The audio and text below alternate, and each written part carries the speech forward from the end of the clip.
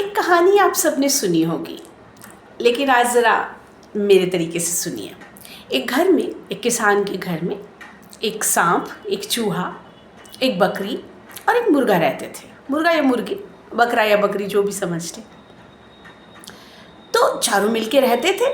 उनमें से 3 लोग तो बाहर रहते थे, यानी बकरी बाहर थी, मुर्गा बाहर था और सांप भी पेड़ के नीचे बिल में रहता था, लेकिन चूहा घर के अंदर रहता था।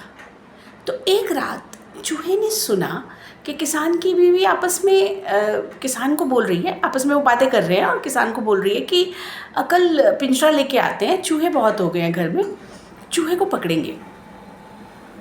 अब चूहे ने ये बात सुनी और वो दौड़ा दौड़ा आया अपने दोस्तों के पास। उसने आके सांप को बोला कि देखो देखो पिंजरा आने वाला है। सांप मुस्कुराया कि था मुझे क्या, आने दे पिंजरा। वो मुर्गे को बोला, उसने, मुर्गे ने भी यही बोला।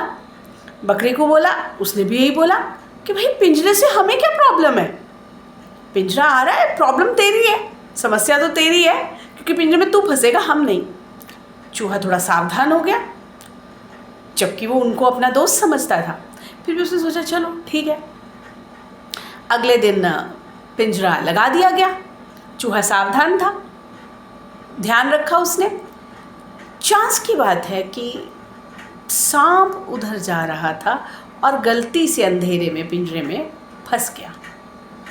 और अंधेरे में जब वो कट की आवाज़ आई तो उसकी किसान की बीवी ने सोचा उसमें चूहा फंस गया है।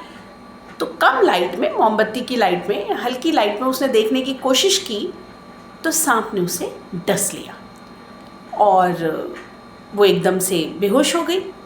अब जब किसान ने देखा कि सांप ने डस लिया है तो उसने उसी वक्त, क्योंकि वो पिंजरे में आधा बंद था सांप, तो उसने उसी वक्त गांव वालों को इकट्ठा किया, जो भी ओझा गुनी थे।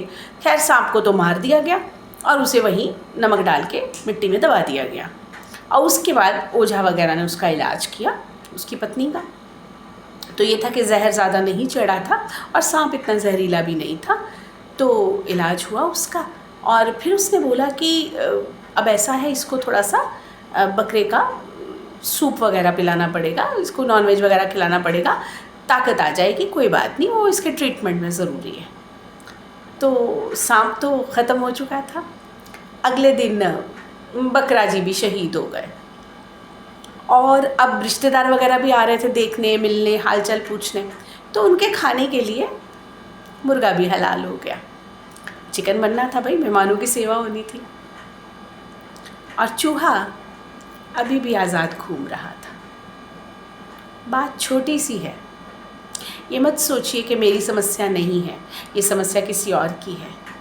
आज जो किसी और की है वो कल मेरी हो सकती है। गौर कीजिए। और कहीं भी कुछ भी गलत हो रहा है तो ज़रूर बोलिए। हमारे समाज की समस्या ये है कि अच्छे लोग चुप रह जाते हैं, अच्छी बात कहने वाले चुप रह जाते हैं। अब मैं किसी व्यक्ति को बुरा नहीं कहती हूँ, मेरा ये मानना है कि सोच गलत होती है, व्यक्ति गलत नहीं होता है, लेकिन अच्छी सोच वाले आखिर चुप क्यों रह जाते हैं। तो जहाँ भी आपको लगता है कि आपको बोलना चाहिए, ज़रूर बोलिए। हाँ, चिल्ला के नहीं बोलिए, लड़ के नहीं बोलिए, झगड़ा मत कीजिए, प्यार से भी बात कही जा सकती है। अपना विरोध आप बहुत प्यार से भी दर्ज करा सकते हैं कि मुझे ये अच्छा नहीं लगा, आपकी ये बात अच्छी नहीं है, आप ये जो कर रहे हैं ये सही नहीं है। समाज में कमियां हैं तो ठीक भी हम ही करेंगे, ये हमारा समाज है, हमने बनाया है। तो आइए थोड़ी सी जिम्मेदारी हम भी निभाते हैं। जहाँ कहीं गलत हो रहा हो ज़रूर बोलिए, क्योंकि समाज इसलिए बुरा नहीं है क्योंकि यहाँ बुरी सोच के लोग हैं। समाज इसलिए बुरा है क्योंकि अच्छी सोच के लोग चुप रह जाते हैं।